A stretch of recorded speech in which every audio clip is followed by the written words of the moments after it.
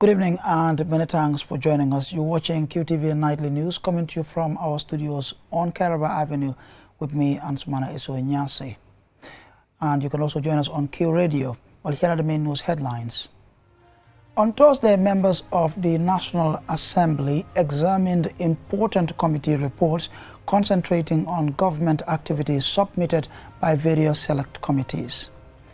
And in the ongoing acute kidney injury case, the High Court heard today that 4 cough syrups from the India-based company at the center of the case were found to be contaminated after lab test. The Ministry of Communications, the African Union Development Agency and Research ICT Africa wrapped up a 2-day forum to review the draft National Data Policy 2025 on Thursday. The National Center for Arts and Culture announced that Janjambur Island was officially inscribed into UNESCO's network of places of history and memory linked to enslavement. And in sports news, Liverpool footballer Diogo Jota is being mourned across the world of football and beyond after his death in a car crash in Spain at the age of 28 alongside his younger brother. Stay tuned as we bring you more on these and other stories.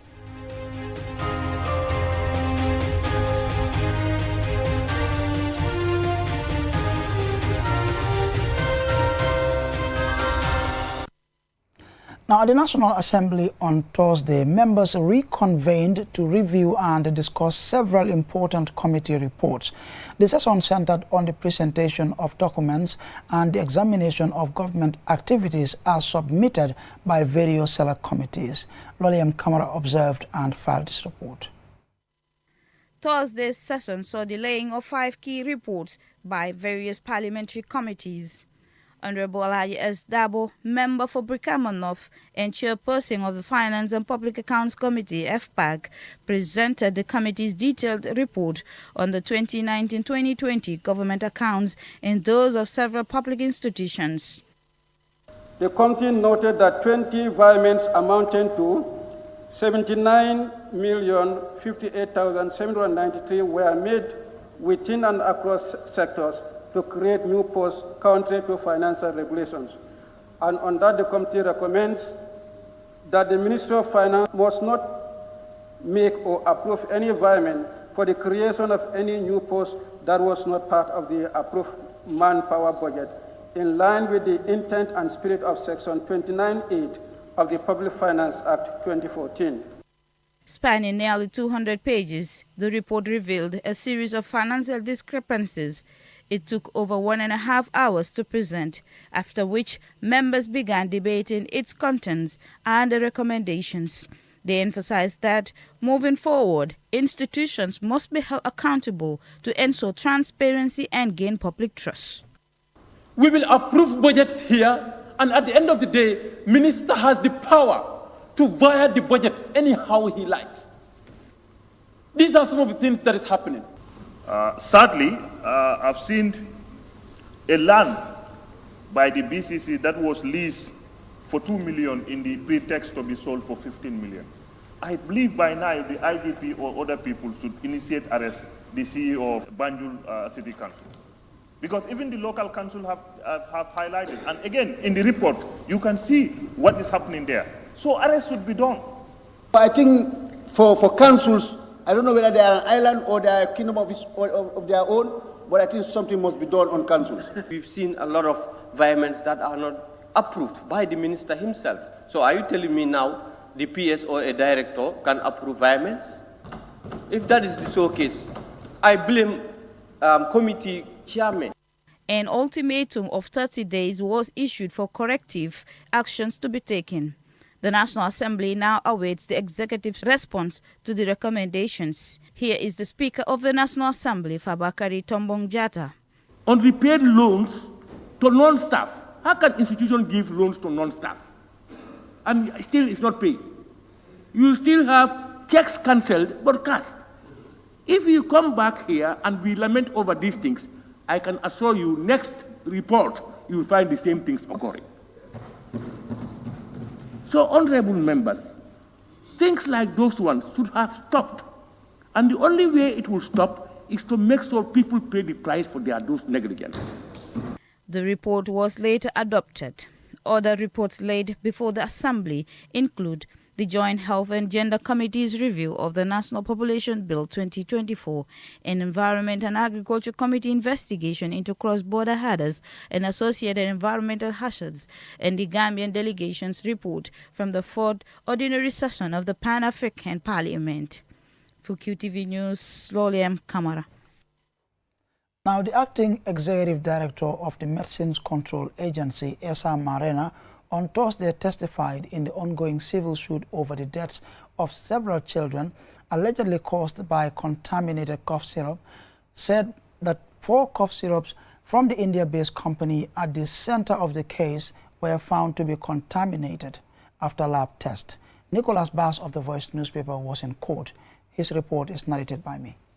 In a dramatic testimony before Justice Ibrahima Jaite at the Banjul High Court, Dr. Esa Marena confirmed that 4 cough syrups manufactured by India's Maiden Pharmaceutical Company and imported into the Gambia by Atlantic Pharmaceutical Company were found to be contaminated after laboratory test.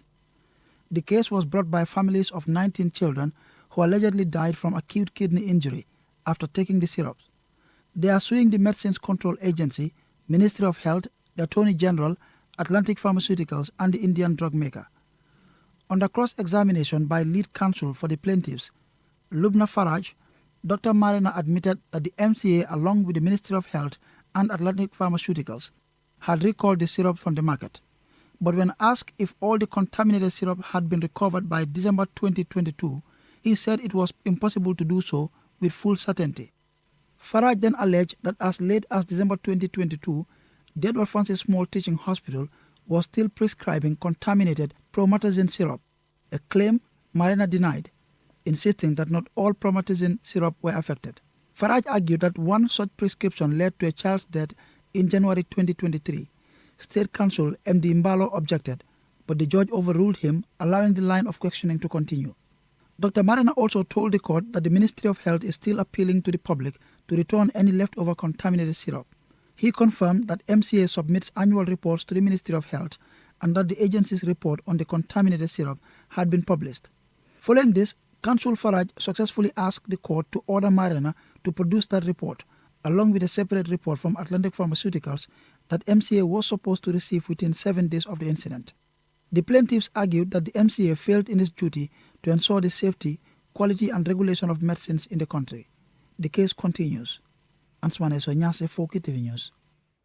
Now, the Ministry of Communications and Digital Economy, in collaboration with the African Union Development Agency and Research ICT Africa, concluded a 2-day validation forum to review the draft National Data Policy 2025 on Thursday. Mamna Bukar attended the opening ceremony, and this is her report. The validation forum brought together key stakeholders from various sectors, including government officials, development partners, industry experts, and civil society representatives, with the primary objective of reviewing and validating the draft policy, which is designed to enhance the management and utilization of data across the nation and essentially the African continent at large. The National Data Policy 2025 aims to establish a comprehensive framework that addresses data governance, promotes data duality and integrity, strengthens accountability, and facilitates capacity building and implementation readiness. In a world that is continuously digitalized, this initiative emphasizes the importance of a robust data policy in fostering data-driven decision-making, innovation, socio-economic resilience, and sustainable development, highlighting the crucial necessity of effective data management in driving development and improving the quality of life for citizens. Here is Suhila Amazuz, the representative of the African Union Commission, and Rafael Brigandi, the representative of the European Union. Gambia is the first country to reach this stage of developing its draft national data policy as part of the African Union Technical Assistance Program. This framework that is subject of discussion today identifies key enablers as well, namely addressing the digital skills deficit, digital infrastructure deficit, and also to enhance the harmonization of policy and regulatory frameworks. So we look forward to continue collaboration, learning and exchange together, as partners, we can build data systems that are ethical, inclusive, and fit for Africa's future. Dr. Ismaila Cissé, the Gambia's Minister of Information, Media and Broadcasting Services, is enthusiastic about the promise the implementation of such a policy holds for the Gambia. Without proper governance, data can also become a source of inequality, a source for misinformation, but also a source for mistrust. That is why this policy is important, because it provides a framework to manage data responsibly, inclusively, and securely, while unlocking the full value for national development. Lamin Jabi is the Gambia's Minister of Communications and Digital Economy. It is our document. We have to be part of building it, and we are doing that today and tomorrow and the after. But we have to own it and implement it, so that tomorrow we will not just be the first in Africa, as they said, but also the first success story in Africa for data governance and its implementation. Governments transitioning from paper-based to digital systems is crucial for enhanced efficiency, reduced costs, improved citizen services, and better data management. Digitalization streamlines operations, boosts productivity, and allow for more informed decision-making, while also promoting transparency and accountability. Mamna Buka, reporting for QTV News. And from that report there by Mamna Buka, we are taking a short commercial break, but when we return, we will bring you news that Janjambur Island has been officially inscribed into UNESCO's prestigious network of places of history and memory linked to enslavement, and some sad news about the death of Liverpool footballer Diogo Jota and his brother in a car crash in Spain. Join us after the break. At Ajib Bank, we believe in the power of Africa, the unity of our vibrant continent, and the strength of our connections. And that's why we have teamed up with the Pan-African Payment and Settlement System, a revolutionary solution created in Africa for Africa. Now, you can seamlessly send or receive money across the continent, whether it's for business, helping your family abroad, or receiving money from a loved one. We have designed the solution to deliver faster transactions and peace of mind. So, visit us at your nearest Ajib Bank branch or navigate to our website. Start experiencing the seamless, reliable, and instant money transfers of the Pan-African Payment and Settlement System today. Ajib Bank, connecting Africa, simplifying payments.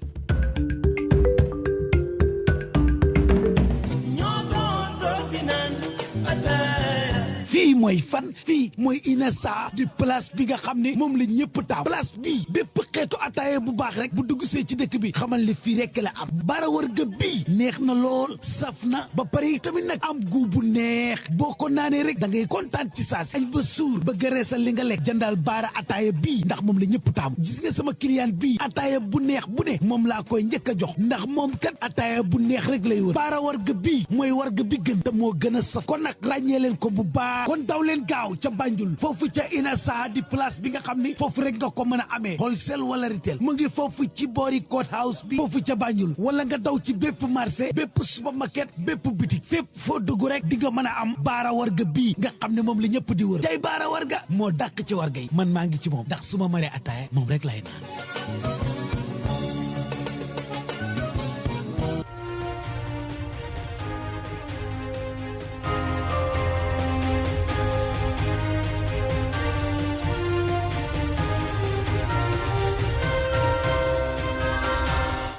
Welcome back following the commercial break. You're watching QTV News coming to you from our studios on Kairaba Avenue. Now, the National Center for Arts and Culture announced last week that Janjambur Island has been officially inscribed into UNESCO's prestigious network of places of history and memory linked to enslavement. Loliam Kamara engaged the NCSC's Director General Hasum Cissé on this important development. Established in 1832 as a British settlement for freed slaves, Georgetown then became a strategic inland hub during Britain's fight against the transatlantic slave trade. Liberated Africans, many rescued by the Royal Navy, settled here, building lives, missions, and a lasting heritage. Janjambur, formerly Georgetown, Omakati Island, now joins a global list of 28 significant landmarks connected to the history of slavery and its abolition. The nomination, which was filed by the National Center for Arts and Culture (NCAC) on behalf of the Gambia in February 2025 for the island's inclusion in UNESCO's network of places of history and memory linked to enslavement, has been successful. I engaged the Director General of the National Center for Arts and Culture, Hassoum Cisse, on what this UNESCO recognition means for Janjambur and the people of the Gambia as a whole. The call, came out late last year, and we work diligently here at the National Center for Arts and Culture to file in an application for Makati. And now we did that. We did the technical part, and the community, the chief, the organizing committee of the Kankorong Festival also, give us supporting. Documents. According to the Director General, this UNESCO inscription is not just an honor, it is a powerful acknowledgement of the Gambia's role in the story of enslavement and freedom. Adding that, it will bring heritage benefits, tourism, and above all, international respect for Janjambur's history. As far back as 2015, the NCC had successfully put Makati on the UNESCO World Heritage tentative list. Now this is a first step before a site gets the accolade of a UNESCO World Heritage site.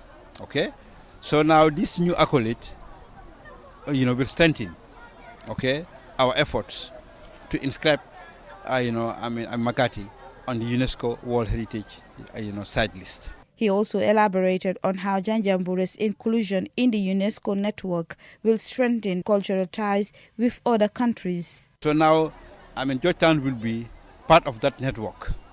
So there will be opportunities for twinning, between the island, that's historic Georgetown, and other places that are on the network. While Mr. Cisse outlined the significant impact this will have on the island, he also credits the community for its key role played in achieving this award. He also reveals the plans around receiving the award. UNESCO will formally, notify, our leaders, and then there will be a ceremony, on the island, to hand over, the plaque of the network. To our minister and to the community. For the people and the community of Janjambur, this is more than a title. It is a gateway to partnerships, development, and reclaiming history. From the banks of the River Gambia to the heart of global heritage conservations, Janjambur stands tall. For QTV News, Loliam Kamara. Now, today, July 3rd, marks International Plastic Bag-Free Day, observed annually to advocate for reducing and eventually eliminating single-use plastic bags while promoting sustainable alternatives. Aisha Dubari reports. International Plastic Bag-Free Day draws attention to the environmental damage caused by plastic bags, which contribute significantly to pollution. Over the years, they have become part of our daily lives. They litter the land, clog drainage systems, and when they enter water bodies, they pose a serious threat to humans, livestock, marine life, and the entire ecosystem.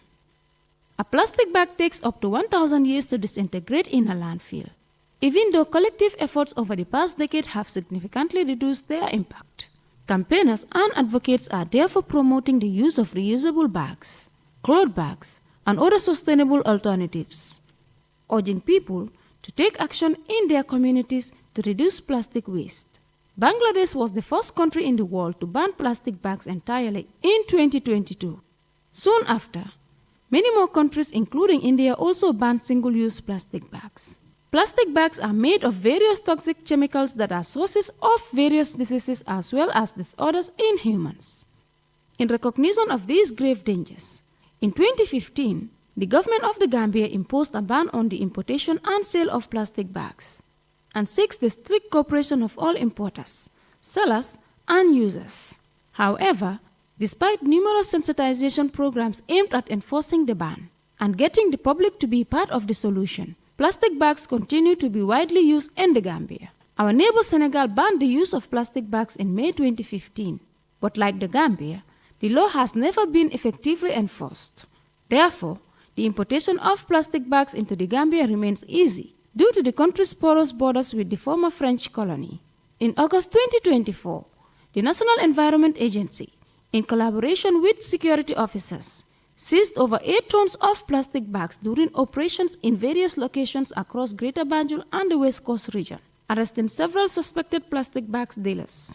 In October 2024, 9 years after the ban, the Gambian government launched an ambitious 10-year national action plan to eliminate plastic pollution. This launch is part of the government's collective efforts with its partners to reduce plastic pollution by 2033. Eliminating plastic bag pollution requires sustained commitment from governments, communities, and individuals alike, with continued awareness, enforcement, and the adoption of sustainable alternatives. The Gambia can protect its environment, public health, and future generations from the lasting harm caused by plastic waste. For now, such a reality seems a long way from happening. Aisa Tubari, QTV News. And coming up next is sports news.